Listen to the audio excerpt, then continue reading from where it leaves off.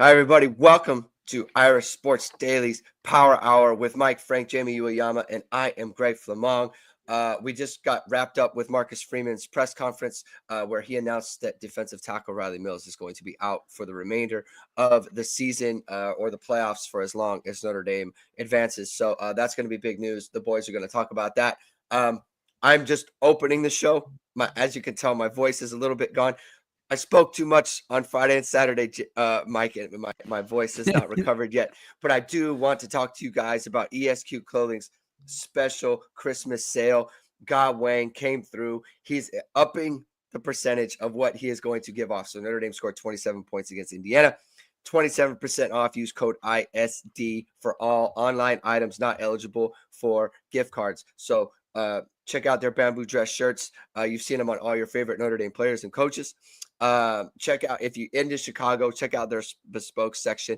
It's some of the best stuff you've ever seen, and it's like really quality fabrics, quality clothes. Notre Dame players are wearing it on their weddings, for their outings. Again, they dress all of the Notre Dame football team. So head over to esqclothing.com, use ISD 20 or use ISD for 27% off. Mike, Jamie, take it away. All right, thanks, Greg. We appreciate you coming on and producing the show for us. Hopefully, you're feeling a lot better. I know you did a lot of talking. We did some talking on Friday, some celebrating. The Yama happened to be there. He was there with the Mush, and after the game and everything. So we're going to get his thoughts on Mush real quick as well. But before we do, I just wanted to mention a couple things. First of all, if you're not a member of Irish Sports Daily, it's a great time to sign up. You can go to the front page, click on the premium section, and sign up today. Obviously, there's a lot going on with Notre Dame football. We're still in the playoff. Things are looking good. They played well. We got portal stuff coming. Things are just going to be very exciting from now on. So I'm very, very excited about this. Also, if you have not subscribed and clicked the like button on our ISD YouTube channel, make sure you do that. That helps us as well. And it also lets you know that, hey, we got new content. And so that's good. Also wanted to say Merry Christmas and Happy Holidays to everybody who listens and participates with Irish Sports Daily, especially my staff who are, I think, the best in the world. I absolutely love these guys, and they do a tremendous job. And it's a lot of fun working with these guys. So I want to say Merry Christmas, Happy Holidays to everybody that's out there. Make sure you drive safe, travel safe, so you can get back and we can watch and see what happens. I will say I just got in here, and boy, the Yama was mad, and I think it's the Riley Mills news. I think that's what it is. Yama loves the lineman, and I'm telling you, he was not a very happy guy.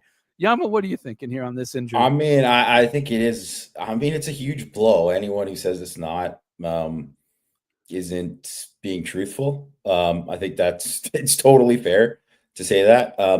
Mills, you not only has played well this season, he played great in this game. He was really good in this game. He is also, one of those guys that when he's playing at his highest level, they don't have anybody else like him. They don't have anybody else like him who is, that big, that strong, also can impact as a pass rusher too. Like, I mean, Gabe Rubio, run defense wise, there isn't a huge drop off between Mills and Rubio. With some of like the slanting and some of that kind of like movement stuff, yeah, there is. But just straight up at the point of attack, holding the point of attack, Rubio is good there. Rubio doesn't offer nearly anything as close to Mills as a pass rusher. Obviously, if you look at how Notre Dame structures their rotation with the defensive line, cross plays either with Mills when they're both out together, or cross plays with Rubio, and Heinisch plays with Mills. Now you're going to have situations where you're going to have to play probably Heinisch and Cross together, unless you get, Mukum or Seviano, one of those guys to play. And then, frankly, they might have to play just because even if it's for like 5 reps or something, like That's they might what have, it is. yeah. just to kind of step in there. Yeah. It's a really tough situation to be in. You feel terrible for the player, as Marcus Freeman said, because he was playing fantastic, and I think he already helped his draft stock, but he was going to help himself even more. I think if he had another great game here, would have helped it a lot. But right now, that is something that you can't say that it's not a loss, because I know we're not going to go too deep into Georgia today, but obviously I've done a lot of work on Georgia and stuff, and I would say their offensive line isn't great this year at all. It's definitely not great, but I would say their two best players on the line, or their three best players, are guard, center, guard, right? Those are the three best guys.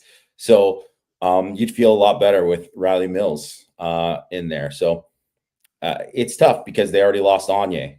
And maybe if Anye was playing to this, and then you'd be like, okay, maybe they could do it. But it's going to be tough. It made it a lot tougher. It's a very, very frustrating thing because, as you mentioned, Riley's playing very, very well for Notre Dame right now. And it's hard to miss him because I think the duo of those two, as we talked about last week on the show, Jamie, those two kind of ramp each other up, man. When they're in the game together, they know that one of them is going to get a favorable situation because you can't double both guys. So one of them's going to be in a favorable situation, and they know that there's opportunities there. So both guys get pretty amped up, and that's when they play the best, is when those two are in there together. And you're not going to have that now, and that's a difficult thing for Notre Dame to overcome. The other thing too is just the reps, man. You're going to have some players playing now that haven't played a lot, and you're also probably going to have to tax some players that probably shouldn't play as much as they're going to have to. And for one game, that's one thing, but if you're going down the road, it's not just the fact that they get tired or they get worn down. That's a lot more opportunity for them to get injured, Jamie. And that's the thing that you kind of worry about, is at some point. It's interesting because I wanted to wait for my Frank commentary until after the press conference and after we got a better understanding of what we were doing with the injuries and that type of thing. And so I've got most of it written. It'll be up later today, but I didn't want to say, because it's such a big picture article, it always is, I didn't want to talk about just last week's game, which we'll get to. You have to talk about the big picture and what that means. And so it's tough. It's just really tough. And Notre Dame has done a tremendous job of plugging guys in, and the next guy comes in and he's pretty good. So that's a good thing. But at some point, these guys are starters for a reason, JP. They're the best they have. And you can't just continue to lose these guys and expect to play at a high level, especially when you ramp up the competition and it's even better than what you've been playing. So, but I do think, I know we're not going to talk too much about Georgia, but you have to look at some of the situations. Georgia has not been a very good offense. They just haven't been. They're ranked number 92. Not consistent. Yeah, they're ranked number 92 in rushing. 126 yards a game. That's not what we expect from a Georgia team. That's just not. Now, you're going to have more of a running quarterback, certainly. But then you look at their third down. Jamie and I and Greg, we complain about Notre Dame's third down conversion. And while it has been bad, they're only a little over 39%. Georgia's only at 40%. And that was with a experienced quarterback who's now no longer playing. And so they have some problems too on offense, and they've not been able to score that much. They only scored 10 points against Ole Miss. That's with a lot of guys. Georgia, obviously, the Georgia Tech game, they came back and played pretty well offensively, but their defense was, it was a disaster. They gave up 42 points, over 500 yards, and Georgia Tech had them on the ropes, and unfortunately, some crazy referee calls really kind of gave Georgia that game. So, and let's be honest, even in the Texas game, they weren't that good offensively. They really weren't. No. The only reason that Texas won that, or that Georgia won that game, is Texas turned the ball over 3 times. you're not going to win against a good team if you turn the ball over 3 times. That's just not going to happen. So, you know me, a lot of people tend to think, oh, well, Mike's Mr. Negative, but I mean, I don't see a great Georgia team here. And if Mills was there, I'd say, yeah, I feel pretty darn good they're going to win this game. Now I think it's kind of a 50-50 thing. It's I'm not scared to play Georgia. And I know a lot of Irish fans are going to be upset about Riley Mills, and rightfully so. And I feel bad for Riley Mills. There's no doubt about it. But this is a good Georgia team. Don't get me wrong. They could be a great team. They could win the national championship for all we know. They have that kind of talent. It's just I have not seen them play very consistent throughout the entire year. There's been a lot of games where they've been very up and down. And we just got to hope that Notre Dame, who has been a very consistent team, shows up and plays consistent. As long as they do that, they'll be in this game, Yama. I really believe that. Your thoughts? Yeah, no, absolutely. I think too, yeah, like I whatever. I totally get the some of the fans who just like automatically want to chalk it as an L now just because of it, but that's really not the case. Like they Notre Dame still has a chance to win the game. What it just means is that other people, not just on the defensive line, but all over, have to kind of elevate, right? And that's really kind of what it's going to come down to. I think Georgia, I would 100% agree with you, Mike, that I don't think Georgia, this is the worst Georgia team that they've had since probably like 2020, 2019. Like they're not at that level that this is not the Georgia of the past 3 years. It's kind of like the Ian Book era, when they played Georgia, the Ian Book era, Yes. I see that very similar team. Yeah. Definitely, with obviously a ton of talent, but not all that talent is playing up to the level that they are their raw talent that they have. They also, the quarterback thing is a big deal. It is a big deal. So I think that's something that, people aren't taking into account. In general, veteran quarterbacks struggle against Al Golden's defense. We just saw, Curtis Rourke didn't go good. 6-year starter, yeah. Yeah. So new guys, not so great. So there's a lot of things that can happen in the game that can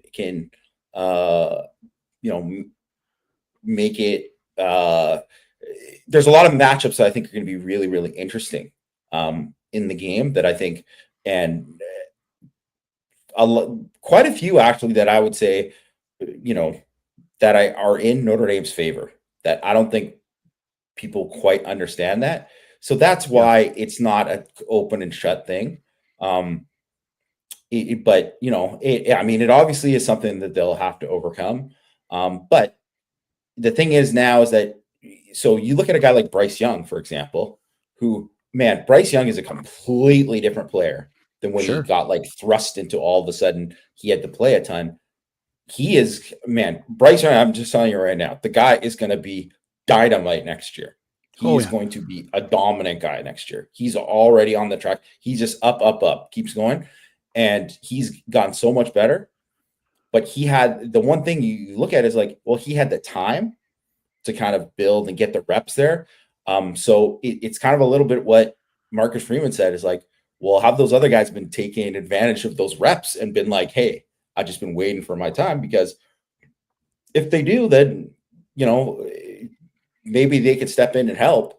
But if not, then it's going to be a tougher task. I think that the only thing that you worry about is a guy like a Sean Savillano or Armel Mukum. It's one of those things where, Jamie, you're like, and you could probably, discuss this from your own personal experience. It's one thing to go out and play, right? And you start playing and you're like, okay, this is my opportunity, blah, blah, blah. It's something completely different when it's like, okay, we're in the playoffs and I don't know the level of effort and just craziness intensity I have to come from. A lot of times when you first start playing, you're concerned about, I don't want to screw up, right? I can't screw up. And you just can't let go. And so I think that what you're going to have with Al Washington, he's going to have to convince those guys, look, let go. You just got to play as hard as you can, and don't worry about screwing up. You can play the next play. Sure, screwing up's going to hurt, and you could give up some big plays. But I think for those guys, they're just going to have to convince them to elevate their level to a level that they've probably never played at. And that's very difficult to do. So that's the one thing that concerns me is, can you get those guys? You're probably only going to get 6-7 reps out of each guy, but guess what? Those reps count. They're going to count in a game like this. I expect this game to go down to the wire. It's just, I really do. Georgia has a lot of pride. They're not going to just roll over for Notre Dame. That's for sure. And one thing I'll say about Georgia, you go back to that Alabama game, you go to the Georgia Tech game when things weren't going well, that team rallies, man. They don't quit. They do not quit. Well, and so you're going to have, they are very resilient. You're going to have to keep swinging the whole entire time to beat that team. So we'll see how it is. Greg wants to add some thoughts here too. Well, Georgia's certainly more resilient than the chat right now. Y'all got to settle down, all right? Yeah. Listen, Georgia's going to play a football game without their starting quarterback, okay? They're still going to show up. They're still going to try to win the game. So, settle down, okay? It's not good, right? It's not a good thing that happened. This is playoff football. It's championship level football. Go play a good football game, and that's what the team's going to do. Right? The team's going to go, they're going to prepare. They have a good coaching staff. They have a good group of guys. They have a good group of leaders. Kurt Hinish is capable. Gabe Rubio is capable. No, they're not deep. It is a problem. It is not good, but it is something that can be solved and it can be made to work. That's the way sports is. So guys, just settle down. All right. I'm tired of reading this. Okay. Yeah. Sit down. Stop trolling. I mean, Stop I realize trolling. a lot of guys just have, they tend to get a little bit negative. I totally understand that. I understand where you're coming from, but this isn't the end of the world.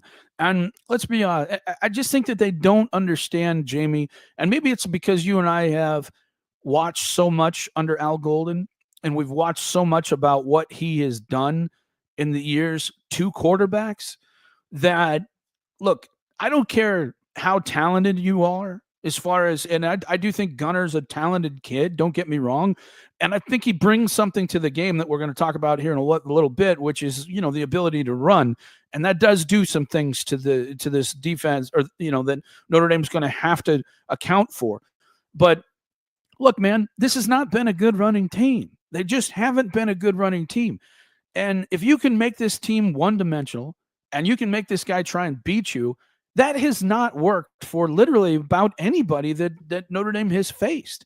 And so that's the thing that I think that people don't understand is Al Golden has done such a good job of making life miserable for quarterbacks that, even very experienced veteran quarterbacks have struggled to be effective. They may get hot here and there, but at the end of the day, they just clamp down and it becomes a difficult thing for any quarterback to succeed. And let's be honest, there aren't a lot of great quarterbacks in this playoff right now. There just really aren't. And I think Notre Dame has one of the better ones. And I think he played that way in the game. Now, let's switch to the game, Jamie. We haven't even talked about it, and obviously that's the whole reason we're talking about Georgia right now. They did a tremendous job in this game. I know you were at the game and everything. You weren't able to join us on the post-game show, but Greg will tell you I was probably about as happy as I've been in a long time. It's just, this was such a big game. It was such a big moment for Notre Dame.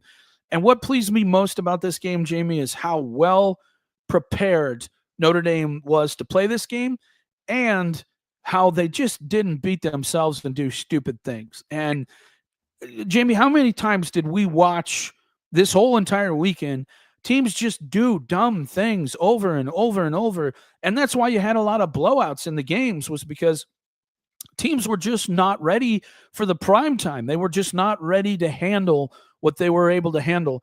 I love seeing that Marcus Freeman gets his team ready to go. They're mentally prepared.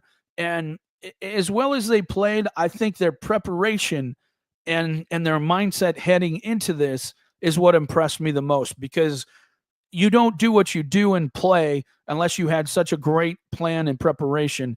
And I know what the score was. I don't care what the score was. The score could have been, everybody's like, oh, well, it was 70. It could have been easily way worse than 27-3, if Notre Dame just executed a few things a little bit better. So, you can say, well, they came back and blah, blah, blah.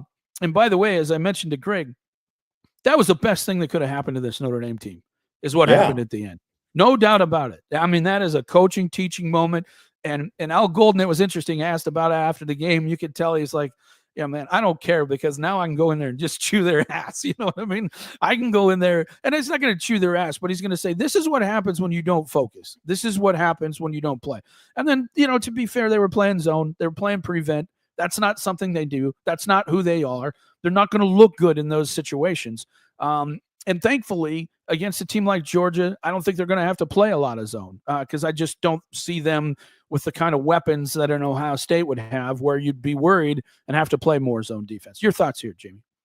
No, I don't think so either. And I think, the preparation that they came out with, I think, from the get-go, you could tell they had a good plan. Like, even, they had the bad luck on the tipped ball interception to start the game on the first drive.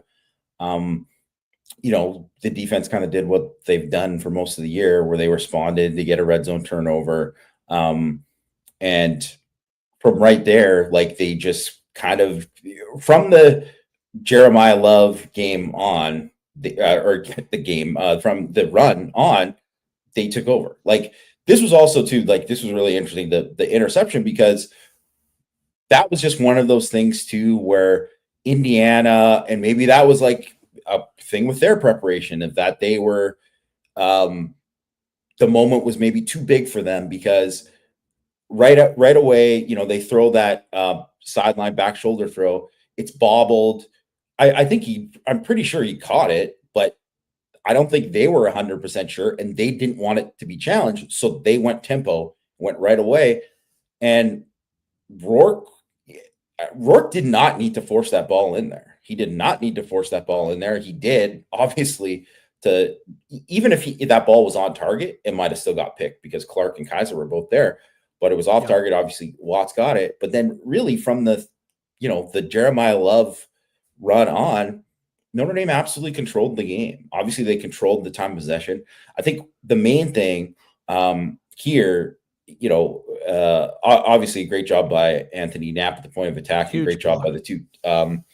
Eli Raridan too. Yeah, the two. This is another thing too. What you was a precursor to kind of showing what the game would be. Was they had a safety? They're playing it like Indiana's playing it like a goal line, right? They have a safety, and their linebacker, Jalen Walker, who's basically like a big safety. He's 218 pounds, right? Those guys are stacked up on the line of scrimmage. Well, they're being blocked by Flanagan and Raridan, who are 260 each, right? Like, those guys are going to win against like 210-pound guys, which they did. And then obviously Knapp just had to make sure he won. Everybody else did their job too. And that's all it took. Right? And Notre Dame was like the superior team to them in every way. But it was like, I think when we talk about the preparation, we talk about third down. We talked about, you mentioned, Mike, about like Notre Dame has not been good on third down this year. That's probably been one of their biggest Achilles heel, next to like the explosive passing game. 7 of 13 on third down in the game. Yeah. Like, just huge. Against a good defense too. This is a very good defense. This is a very good defense. I will say that, like, Greg and I totally called this, that their offense was going to struggle all game against Notre Dame. I thought maybe they'd get something early. They didn't even get anything early. And that their defense was going to give Notre Dame some problems. But there were going to be opportunities to break some stuff because they take a lot of chances with some of the stuff that they do in the run game. And ultimately that cost them. But really what cost them is that Leonard was so good in this game at just like managing things, at getting the ball out, just avoiding the rush. And it wasn't like he was perfect at all. And I would say the receivers, specifically obviously Faison, right? But like the receivers caught balls that weren't like the best balls ever because he was being pressured, but they had to bring in and make some tough catches, and they did. And that's what like helped them move the sticks. I mean, that 3rd down and 6 throw to Jaden Greathouse was about as big of a throw as Riley Leonard, but probably the biggest throw Riley Leonard's ever made in college football. And it was perfect. And it was from him looking off the linebacker to start, because if he stares that down, that linebacker's jumping it, and it could be a pick 6. But it was just every little thing was that there was a perfect ball. If it's a couple inches to the right, a couple inches to the left, that's incomplete or picked. And it was just perfect. Great job with Greathouse on the catch. And there were just so many of those things that you could tell that Notre Dame's players were ready for the moment. And it's not that, there are obviously some Indiana players ready for the moment too. There were some guys who played really, really well. I thought their defensive line played really well. But overall, they were outclassed in the game. And I think that's it's totally fair to say that. Also, they deserve to be there. I mean, they deserve to be there. I thought they were a good football team. Notre Dame was better, but they deserve to be there over, Alabama losing to 6-6 Oklahoma and Vanderbilt. Get out of here, Kirk Herbstreit. Just horrible takes all weekend. Notre Dame, it's always like a slight to Notre Dame. You know what I mean? It's like Notre Dame beats a good team, and then they're like, oh, that team sucks. And it's like, well, maybe Notre Dame's just good. Why can't it be that Notre Dame's just actually pretty good? And what will be the excuse? Of course, if Notre Dame beats Georgia, it'll be, well, they didn't have Carson back. It'll be an excuse the entire way. But you know what? If I'm Notre Dame, I like that. Heck with it. While it frustrates us fans sometimes because they don't get credit, just do your talking on the field, and that's what they've done all year. And you mentioned that throw to Greathouse. I mean, that's an NFL throw, right? I mean, you got to have confidence. You got to have confidence as a quarterback to even attempt that throw. And I don't think he probably would have thrown that ball really most of the year, but I just think he's starting to feel confident. And that's where we're at right now. Riley Leonard's turning into a pretty darn good quarterback. And look, Notre Dame, you would have put any one of Notre Dame's quarterbacks back there but Riley Leonard, and they wouldn't have moved the ball as well. There's just no doubt about it. He did such a good job of moving in the pocket, extending plays, avoiding sacks. This is still a kind of a work in progress with this offensive line. They're not a great offensive line, but they're pretty darn good. And they're going to be even better next year, way better next year. Yeah, so they that's when you get butt off. Oh yeah. They're going to be way better. And you're right. They compete. They absolutely do. And once they get a little bit better, and a little bit more experience, a little bit more strength, maybe some other players in the mix, this is going to be a tremendous thing. But I'm really excited about the future of this program and where this thing is headed.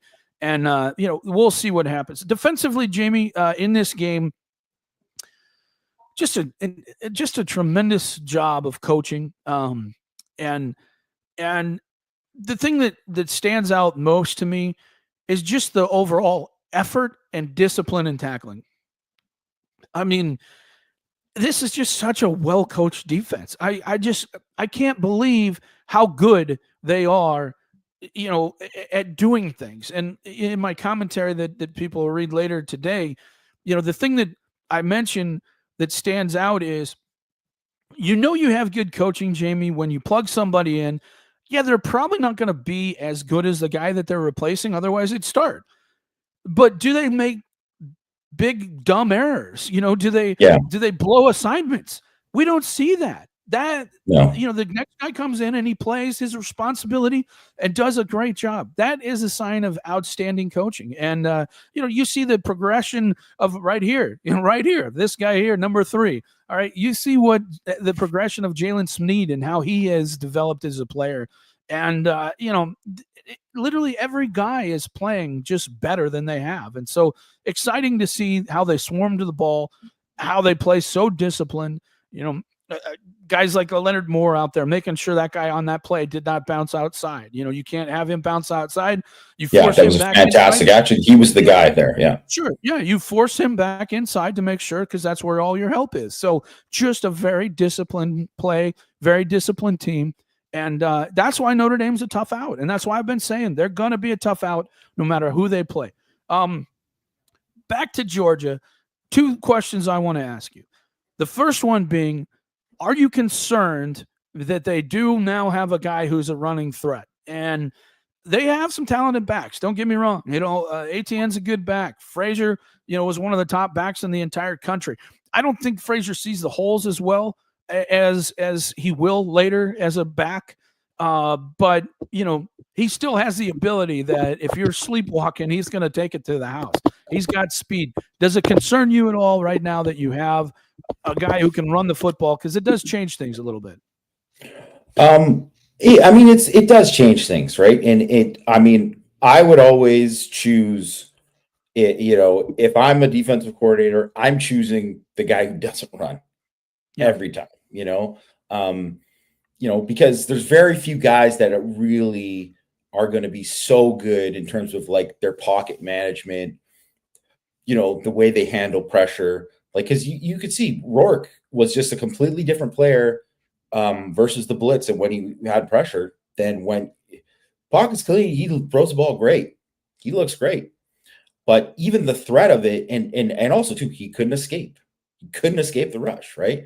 And so I think adding that element is big. But in saying that, Gunnar Stockton, he's not Riley Leonard as a runner. He's not one of these guys it's not all of a sudden you're getting there. And I wouldn't even put him in like Jaden Maivea in terms of just like straight up like athlete, like he's going to just create something completely different with his athleticism. So I think it's a little bit, they will use him as a runner, but also the guy got, from what we've heard, he got knocked out in that thing. Like he got concussed in that thing. Like maybe he was going to come back in the game, but he wasn't all good. So I assume you assume he's going to be back and fine and whatever, right?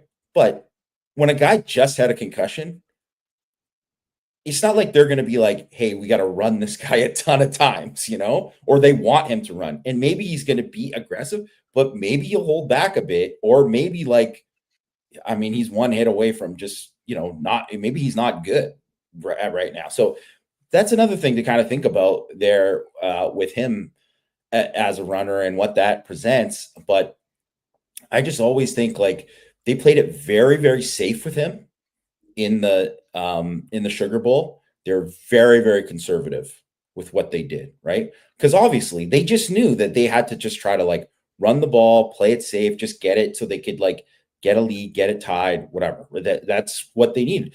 Because if they asked him to do too much, especially against Texas defense, they were going to lose.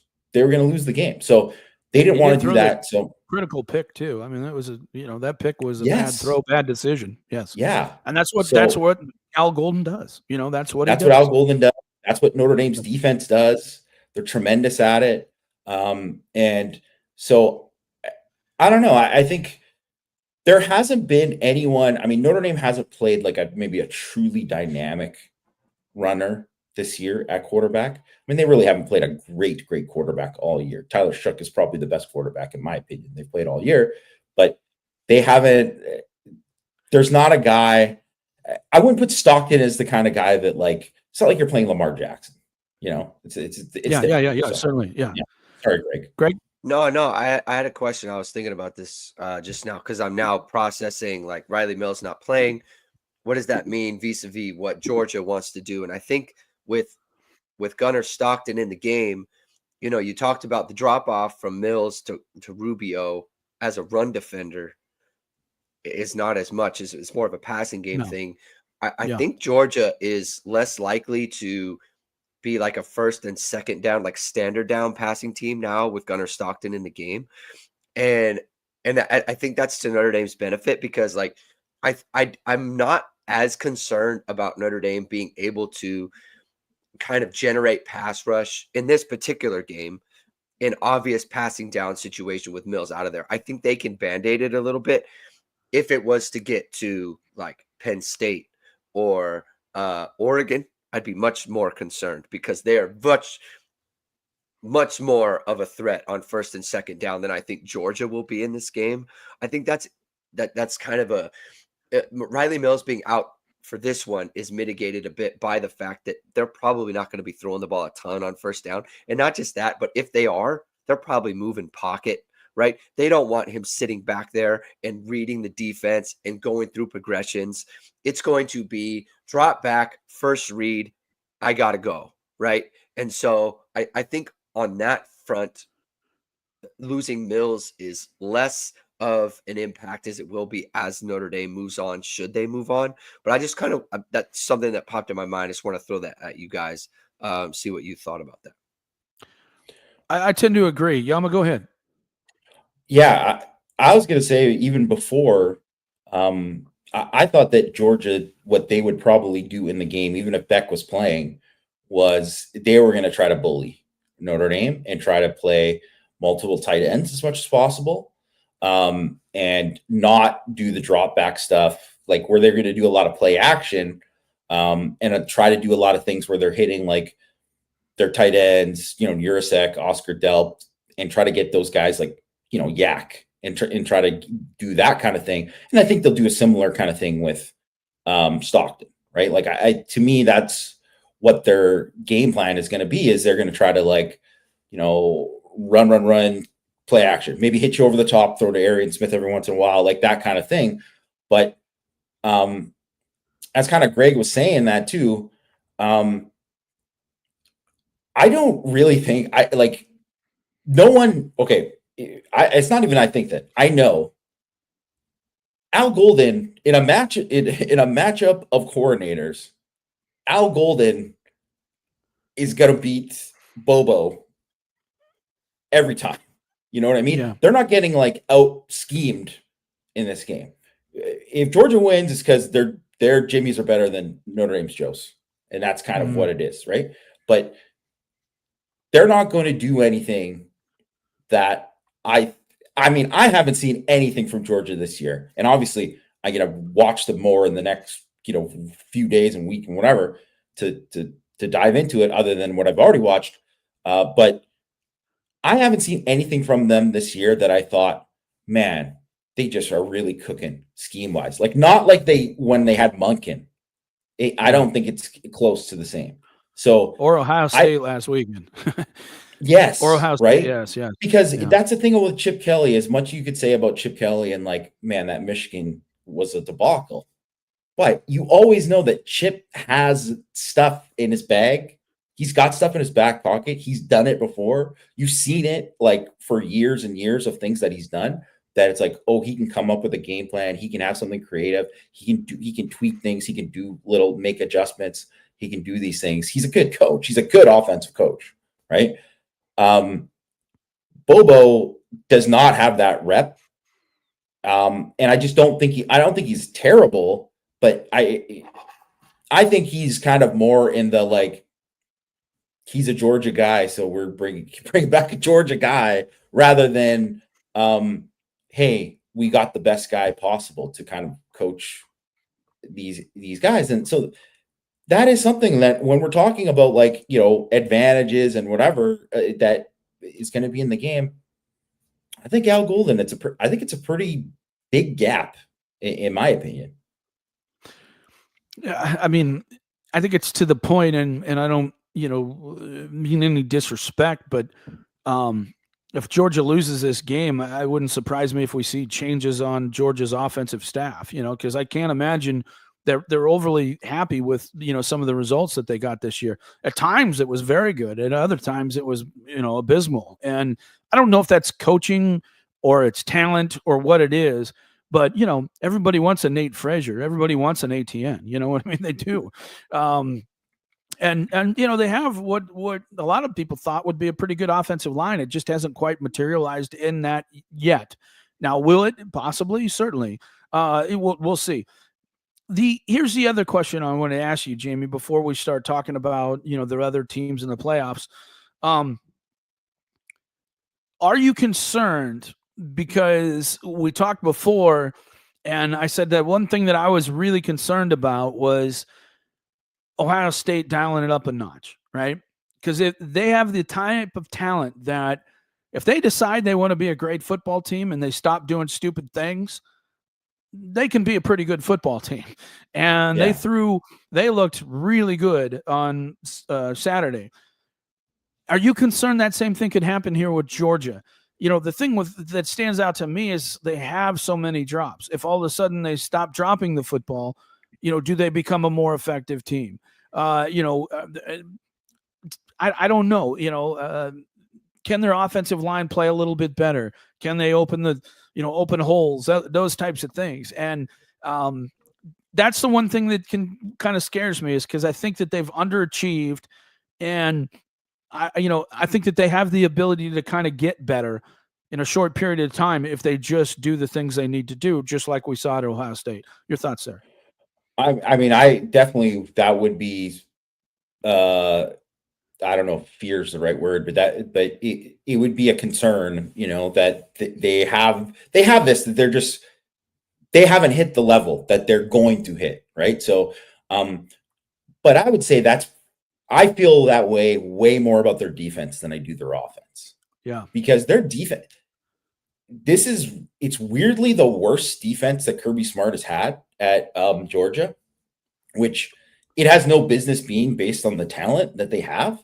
So I think they could just come out and just oh my gosh, it just be in waves dominating this game against Notre Dame's offense. And we all know that with Notre Dame's offense, that so much is predicated on running the ball and what they can do there to have enough success. But, in this game, they couldn't run the ball that well in the game. They got they got the big explosive. They got the another explosive. They got a few here and there, right?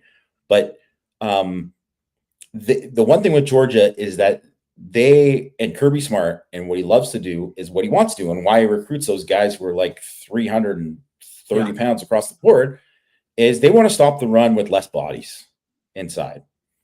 So they want to say hey, we have even numbers or we have less numbers, and we're still going to stop you because we just have our dudes are better than your dudes. And that's the case. So that always makes it hard to get explosives against them when you can't do that. And then Notre Dame obviously is not an overly explosive passing attack. I mean, that's be generous to say they're not overly explosive. They're not explosive at all, right? So obviously they got one in this game. So Notre Dame is going to have to find a way to get more explosives. Obviously, it was a great thing that Jordan Faison had a big game. I think that is awesome for Notre Dame. I think it's very encouraging. But they're going to have to find a way to get more of that, to get some of that maybe from their backs and other things, from their tight ends and different matchups. They're going to have to find that. Mike Denbrock's going to have to call a marvelous game, because if they get into some of these situations, like Indiana gave them a really, really tough time. I thought this was a great scheme run. And obviously, great job by Price as well. But you got to get in a situation. If you're in 3rd and 8 against Georgia with their pass rushers and what they can do, I mean, Indiana's got some good pass rushers. They do. But Georgia's, like you said, I think that's what I worry about, Mike. Those guys hitting another level, because Jalen Walker has been awesome. But Jalen Walker's been awesome for them. But how he played in that one Texas game, if he plays like that in this, you're just like, you're not going to have answers for that. That's really tough to have answers for that kind of thing. So it's like, absolutely the only answer to any of that is Notre Dame having guys to elevate their level too. The one thing I will say, Notre Dame on defense, Mike, I think this is just so obvious. There's so many guys that, yeah, I know they're missing Mills. Obviously, it's going to be huge.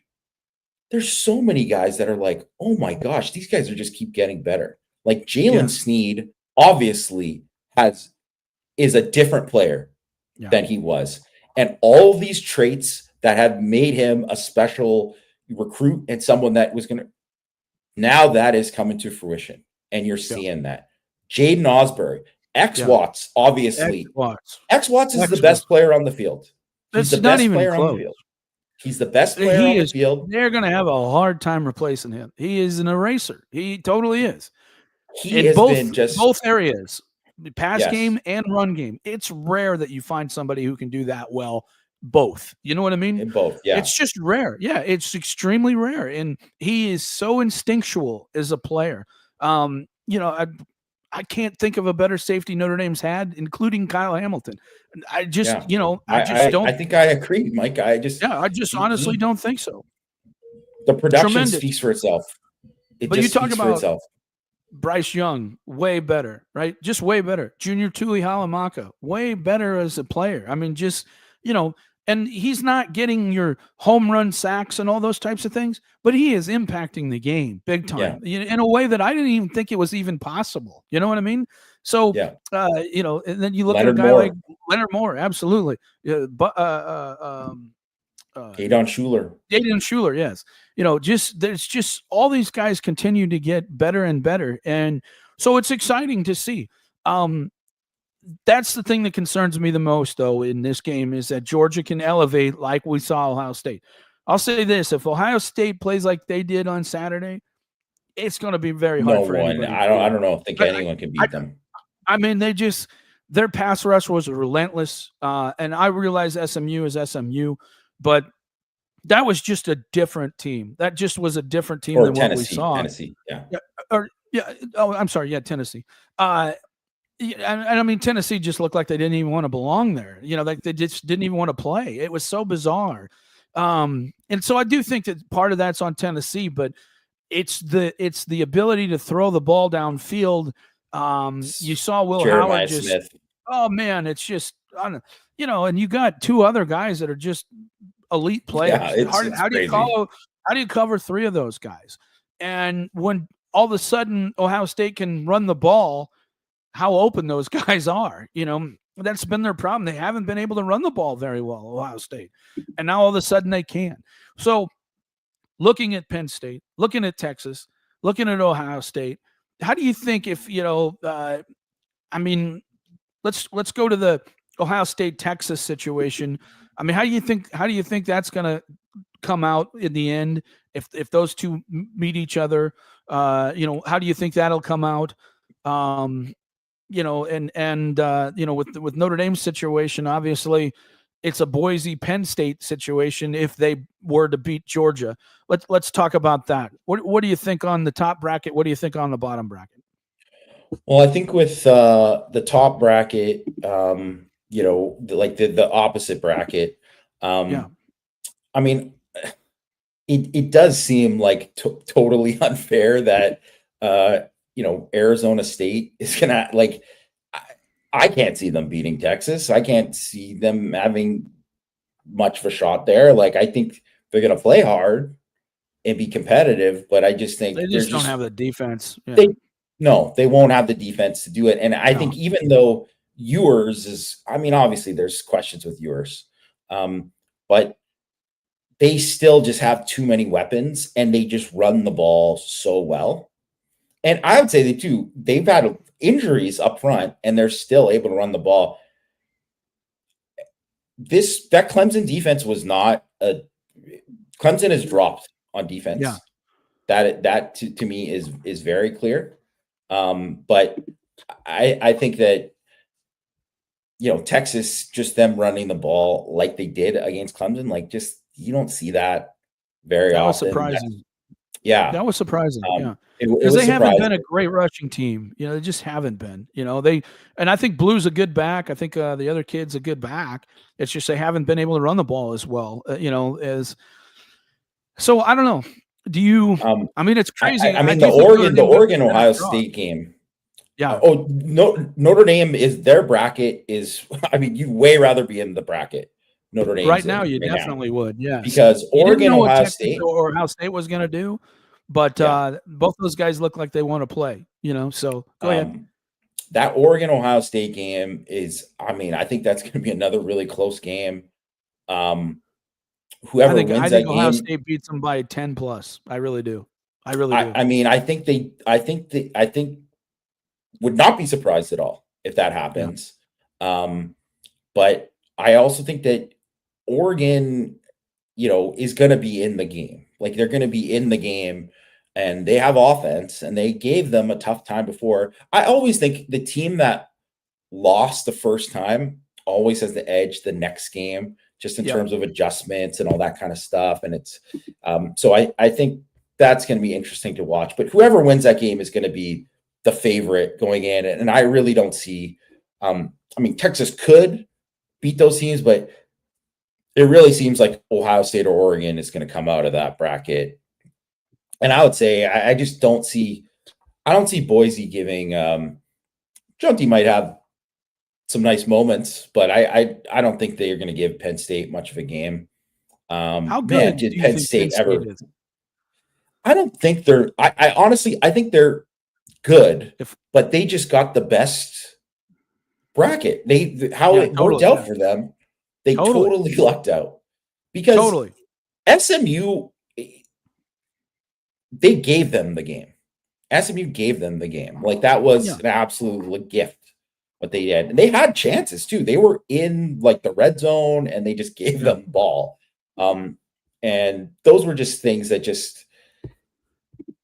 I don't know. I think do you think their D is that legit? Do you think they're that legit?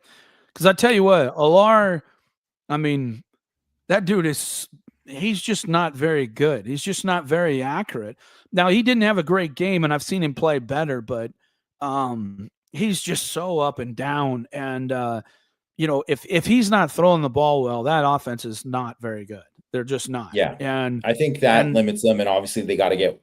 Warren is so good. He's incredible. Yeah, that's going to be a tough matchup. Yes. That's going to be a tough matchup for anyone. But I don't think that, to me, the winner of Georgia Notre Dame should be favored in the Penn State game, if that's the thing. But Penn State is going to win that game.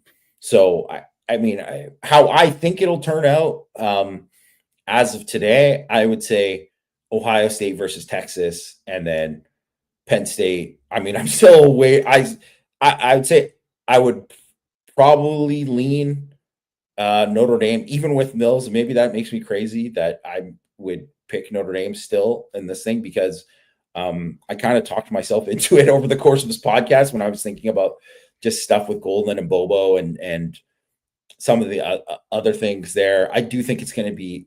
I just think it's going to be a really low scoring game. Yeah. I think it's going to be a very low scoring game. And if Notre Dame can stop the run on early downs, I think they will win the game. That'll be the difference in the game. That's going to be the main thing. Last topic, we're going to get into portal. Lots of buzz about Malachi Fields, eventually choosing Notre Dame. And a lot of people are like, we're not doing a lot in the portal. They're not excited about the portal because they don't hear a lot about it. Folks, and this is what I kept trying to tell people. You have to understand that when you're dealing with the portal, right, you have a very short window to do things, okay? And all these agents kind of know each other. They all talk, right?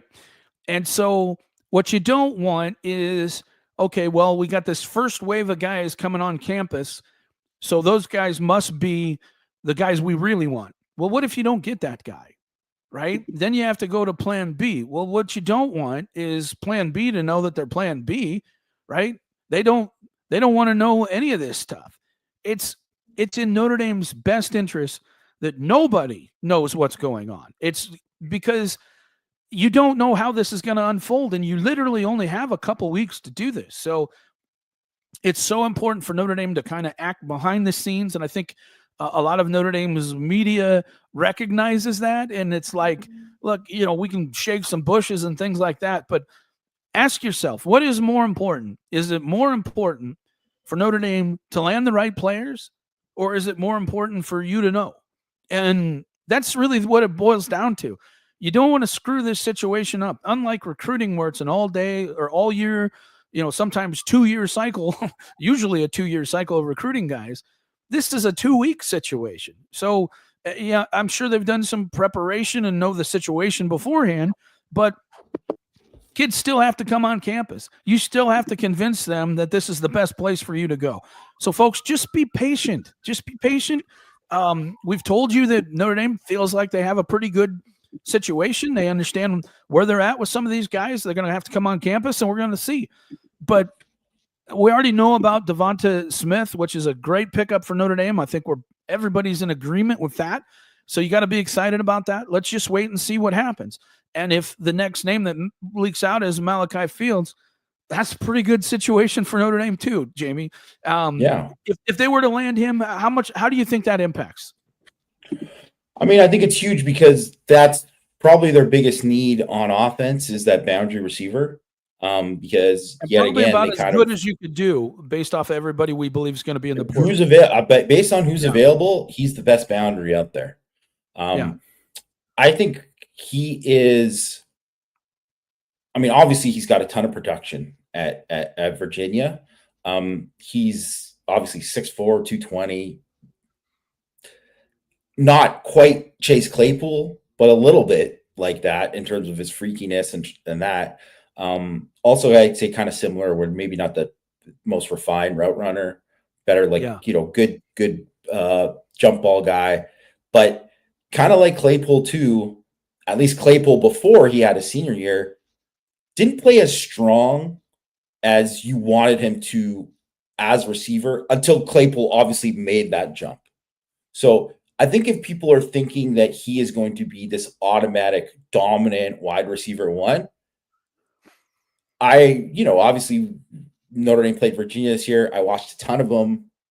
I don't think he is that guy yet, but it's not to say that he couldn't be that guy next year, because you've seen people make that jump, and he's certainly. I just think he needs to fine tune some things. Yes, absolutely. Become a little bit better about route runner, use his hands a little bit better, and getting better quarterback play will help him too. Yes, he's had bad quarterback play.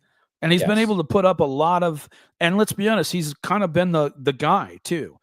It's a lot harder to be successful when you're the only one. You know what I mean? Yeah. Versus you have some other dudes around you that can take away some of the heat and some of the pressure from you. So it would be a very good pickup for Notre Dame. I would be very excited about that if that were to happen. And look, this stuff doesn't just get pulled out of the hat. I mean, I think we believe that there's communication there, and that, we'll just have to see how it all unfolds, but we'll see. 2 more questions. First of all, somebody says, a good question here, is Riley Leonard done? And you sat there and you think, okay, well, that's a kind of a dumb question, until this Pavia thing at Vandy. Do you think we're going to see more of that?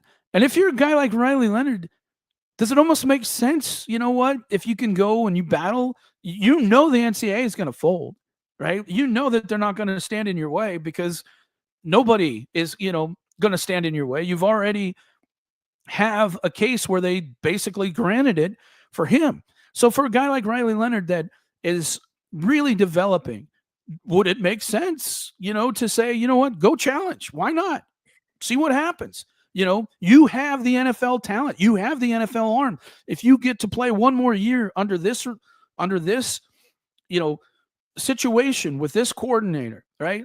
Better receivers, a better offensive line, these running backs, Could you imagine?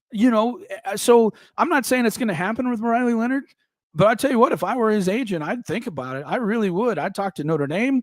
I'd think about it. And I think that stuff's going to happen a lot of places where a guy like Riley Leonard is an 85% finished NFL prospect. And he just needs to get that 15%. If he does, he could climb into the first round. Thoughts there? I don't know if he could climb into the first round. I mean, he could certainly improve his draft stock because I think right now he's probably like a late round guy. Yeah, I think so. And I think it makes sense from his development perspective. It totally makes sense that he would. Man, I would love to see him with another year in the system. Just everything that you laid out, Mike. I would love to see that. I doubt it happens. The one thing that I think that it's people shouldn't even really consider it because I don't know if he considered it. And if he hasn't really, right. So if he didn't consider it, because I think Diego Pavia was like, as soon as he beat Alabama and he became like this like folk hero in Nashville, whatever. Yeah. I think that was like, people were like, get the wheels in motion now. Yeah. I don't think Riley Leonard has had that. So it's like, he's going to have to be in school in January. Is he enrolled? There's all of these things that are like, it doesn't really kind of make sense for it, that it would happen. It makes sense totally from like his development, especially because, like he mentioned in his Players Tribune thing, he played for a crappy Duke team as a freshman where if he wasn't going to Duke, he wouldn't have played as a freshman. Yeah. He would have redshirted like everybody else. They would have had that extra year, but that wasn't the case. So I would love to see another year of him. And I think that would be perfect. I just don't know if would be, I mean, I would put it at a less than 1% chance that it could ever even happen this late in the game unless they had been working on it for months and months and months. And I just don't think that's happened. Well, I think it's something that could happen if you decided to do it, but I don't think that it's something that he's going to do. He's already set the Senior Bowl, but I think you could do it. Yes, I think you could do it. It's just I think you'll see it in the future is what I'm saying more than anything. But Riley Leonard's a perfect example of somebody that it could definitely benefit. Last question. The Mush got over. He got the win. You were in the condo. What was the Mush like? Okay, so I wasn't in the condo after. Okay. So I just put that into perspective because I knew those guys were not going to be in a good spot. So I didn't. I didn't know it. Did you stay at Matt's then? Or I stayed at JB's. Oh, okay. He let me stay over there. Big shout out to John Price for letting me crash there. I couldn't be happier we got to get rid of the nickname. Yes. It's over now. You win the first college football playoff game at home. Everybody knows the record has not been kind to him. No, it has not. The record has not been kind, but I'd say this is big enough win to get him off the schneid and say, hey, you're doing it. And, for those that don't know, we already planned. Hey, well, we're still going to the Boise State game next year. We're still going to all do that. We're still going to all do that. But now we can go totally free and have fun and realize, like, hey, he's not going to ruin it for us by making this a loss. I just wish you would have been there to see it, but he didn't even call. I tried to call him. He didn't even call me. So I'm like, all right. I mean, I think he was probably tuned up as he possibly could be at that point. My guess is he was in bed. But congratulations to the Mush. I know he'll listen to this. I just wanted to say, I'm done with the name. This is it. I'll leave you alone now. Congratulations on a big win. And folks, I hope you enjoyed that. Merry Christmas to everybody. Happy holidays. I hope everybody travels safe, has a good Christmas, good holidays, and we'll be back next week to talk more Georgia. And I think we'll probably have hopefully some portal news too by then to discuss, and some more names to discuss. So that's it, folks. I hope you enjoyed that. I really, really appreciate all your support over the years, and thanks again to my staff. This has just been a wonderful year. It's been a lot of fun following Irish football. God bless you all, and we'll talk to you next week on Power Hour.